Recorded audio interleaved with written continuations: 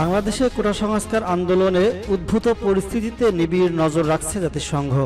মহাসচিব Antonio Guterres আন্দোলনরত শিক্ষার্থীদের বিরুদ্ধে নিরাপত্তা রক্ষাকারীদের অতিরিক্ত শক্তি প্রয়োগ এবং মানবাধিকার লঙ্ঘনের বিশ্বাসযোগ্য তথ্য প্রমাণ পেয়েছেন। এর প্রেক্ষিতে তিনি গভীর উদ্বেগ প্রকাশ করেছেন।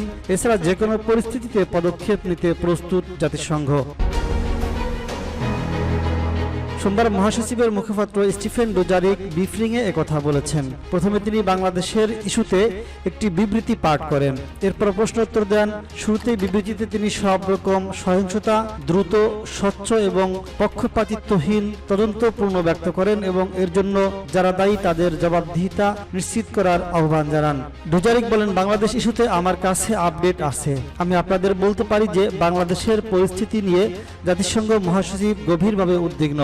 তিনি নতুন করে ছাত্র আন্দোলন শুরু হওয়ার বিষয়ে অবহিত এবং তিনি শান্ত ও সহিংসতা থেকে বিরত থাকার আহ্বান পূর্ণ ব্যক্ত করেছেন।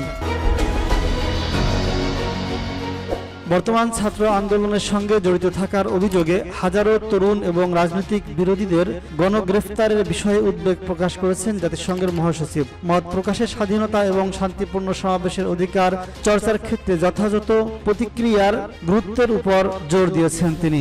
এ সময় ডুজারিক আরও বলেছেন, নিরাপত্তা রক্ষাকারীদের অতিরিক্ত শক্তি প্রয়োগ এবং মানবাধিকার লঙ্ঘনের বিশ্বাসযোগ্য তথ্য প্রমাণ পাওয়ার পর উদ্বেগ প্রকাশ করেছেন জাতিসংঘ মহাসচিব অ্যান্তোনিও গুতেরেস। এ বিষয়ে রাজধানী ঢাকায় এবং নিউ ইয়র্কে সংশ্লিষ্ট কর্তৃপক্ষের কাছে জাতিসংঘের উদ্বেগের বিষয়টি জানিয়ে দেওয়া হয়েছে। তিনি বলেছেন, জাতিসংঘ শান্তিরক্ষী মিশনে সেনা পাঠানোর শীর্ষস্থানীয় একটি দেশ হিসেবে বাংলাদেশের প্রতি আমরা মানবাধিকারের প্রতি সম্মান ও সমুন্নত রাখার আহ্বান জানাই।